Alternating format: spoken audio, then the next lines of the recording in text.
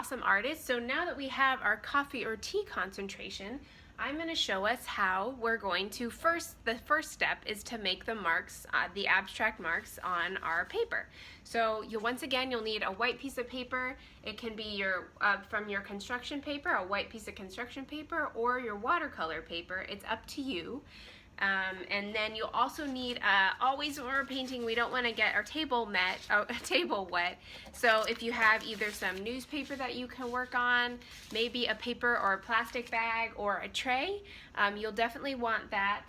And you'll need, if you might want some brushes, if you want to add some marks with brushes, you can use some of your brushes.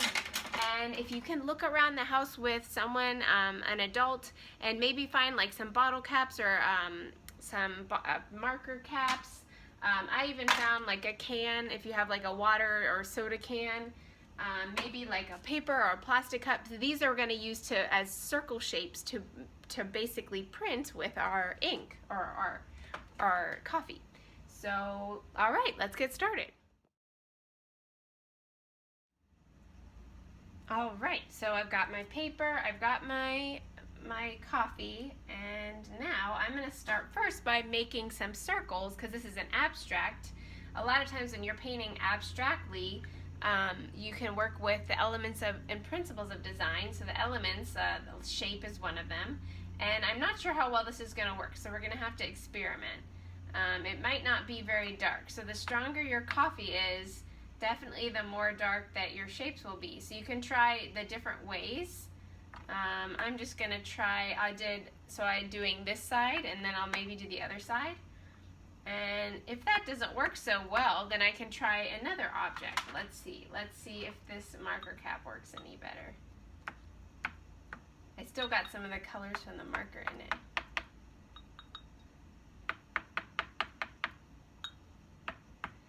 And it will dry a little lighter than it looks. And if that feels like maybe that has too much water, I'll try one of the other concentrations.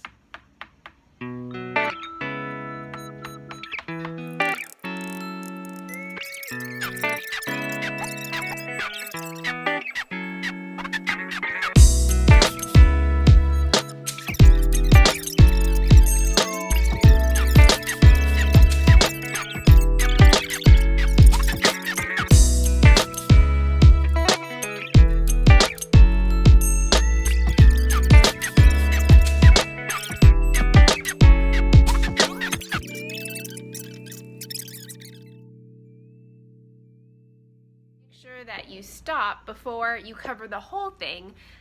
You don't want to get it too wet that the paper breaks. And then we have to let it dry.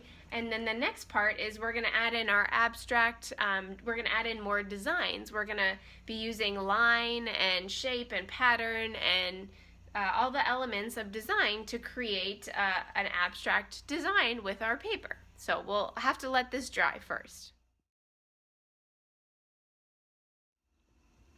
All right, so now that our paper is dry, we're going to come back and with a pen or with a marker, but I like a pen better because it's a little smaller to work with first. You can also use watercolors to come back in and add more details, but I'm going to start with my pen first. And remember, thinking about the elements of design, we're going to make patterns using lines, shape. You can create forms, texture, and which is how something looks or how something feels. Value, we've got different values in the tea. You see how there's darker parts where there's darker coffee or darker tea painting. All right, so I'm just going to start making some marks. So just have fun and you can play around. It doesn't have to look like anything specific, or if you want to make it look realistic and you feel like you can do that as well. But the idea today is that we're working with abstract marks, so I'm going to make mine look abstract, which means it's not going to look realistic.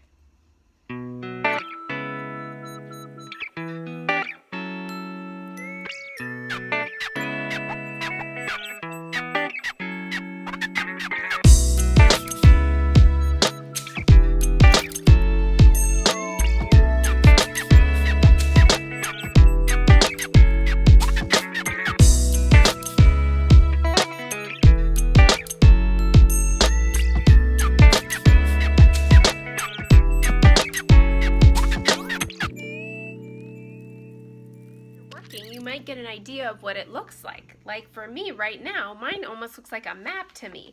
So if you want to make it look more like something that is emerging or coming out, then you're very welcome to do that as well. Your ideas might change as you keep going.